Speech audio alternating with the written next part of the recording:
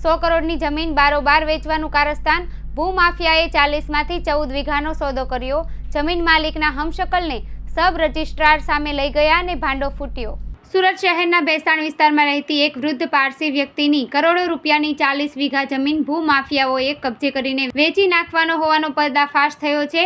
સાક્ષી સહિત 5 લોકો અસલ માલિક જેવી દેખાતી વ્યક્તિને રજૂ કરીને સબ રજિસ્ટ્રાર કચેરીએ દસ્તાવેજ કરવા માટે પહોંચ્યા ત્યારે પોલીસે તેમની ધરપકડ કરી હતી।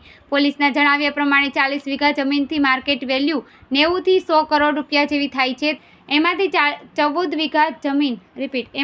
વીઘા જમીન કોઈ પાર્ટીને વેચવાના હતા અને તેની પાસેથી એડવાન્સમાં 3.41 કરોડ રૂપિયા લીધા હતા। ભેસાણ ગામ પારસી ફળિયામાં રહેતા 72 વર્ષીય કુરુશ રુસ્તમજી પટેલની ભેસાણના અલગ અલગ બ્લોકમાં આવેલી કરોડો રૂપિયાની જમીનો દસ્તાવેજ કરાવવા નાનપુરા બહુમાળી બિલ્ડિંગમાં હજીરા સબ રજિસ્ટ્રાર કચેરીમાં 2 ભેજાબાજ ગયા હતા, પરંતુ કુરુશ પટેલને શંકા હતી કે પોતાની જમીન પચાવી પાડવાનું ષડયંત્ર ચાલી રહ્યું છે, જેથી તેમણે સબ રજિસ્ટ્રાર કચેરીમાં વાંધા અરજી કરી હતી, જેથી સબ રજિસ્ટ્રાર કચેરી દ્વારા તરત જ પોલીસને જાણ કરતા દોડી આવી હતી અને કુરુશ પટેલનું નામ ધારણ કરી દસ્તાવેજ કરવા આવનાર ઝાકીર ગુલામ અલી નકવીને સાક્ષીમાં સહી કરનાર એવા માસ્ટર માઇન્ડ મુકેશ મનસુખ મેંદપરાની ધરપકડ કરી હતી, જેમણે કોર્ટમાં રજૂ કરી પોલીસે 5 દિવસના રિમાન્ડ મેળવ્યા છે। 72 વર્ષીય કુરુશ રુસ્તમજી પટેલ જેવી વ્યક્તિને શોધી કાઢી હતી। 72 વર્ષીય કુરુશ રુસ્તમજી પટેલ જેવી જ વ્યક્તિને શોધી કાઢી હતી। સબ રજિસ્ટ્રાર કચેરીમાં એક વાંધા અરજી કરી સમગ્ર મામલે ડીસીપી વિજયસિંહ ગુર્જરે જણાવ્યું હતું કે ભેસાણ ગામની 40 વીઘા જમીન છે।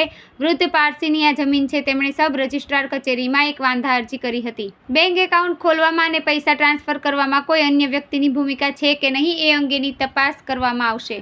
ये भैसान गांव की एक 40 बीघा ज़मीन है जो एक पारसी बाबा की ज़मीन है और उन्होंने एक वांदा अर्जी दी हुई थी सब रजिस्ट्रार में कि इस ज़मीन का कोई दस्तावेज कराने आए तो ये मेरा मोबाइल नंबर है, ये मेरा एड्रेस है, मुझे जान किया जाए।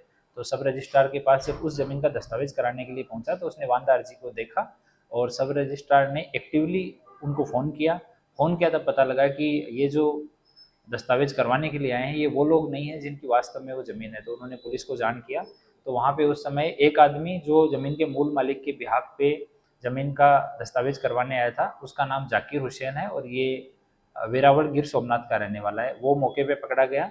दूसरा जो ज़मीन का दलाल था मुकेश मेंदपरा, ये सरथाना एरिया में ज़मीन की दलाली का काम करता है, वो मौके पे था, वो पकड़ा गया। और दूसरे 2 लोग साथ में थे, एक पीयूष शाह और एक अकबर करके, अकबर गिर सोमनाथ का रहने वाला है। ये दोनों वहाँ से पुलिस के आने से पहले भाग गए, तो 2 लोगों को अरेस्ट किया गया है।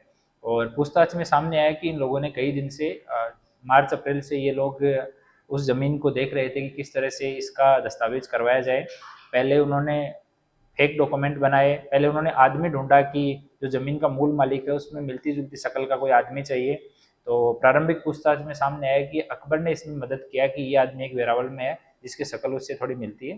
तो उस आदमी को उन्होंने यहाँ पे बुलाया, उसके नाम से RBL बैंक में पहले अकाउंट खुलवाया ज़मीन के मूल मालिक के नाम पे, और आधार कार्ड, पैन कार्ड और वोटर ID ये तीनों फेक डॉक्यूमेंट बनाए, जो अभी प्रारंभिक पूछताछ में इतना सामने आया कि वो अकबर ने बनवा के दिए। पहले खाता इन्होंने RBL में खुलवाया, वो अकाउंट खुलवा के उन्होंने सूरत में ही ज़मीन एक दूसरी पार्टी को बेची थी, उनसे पेमेंट भी ले लिया था, पर किसी कारण से वो सौदा कैंसिल हो गया।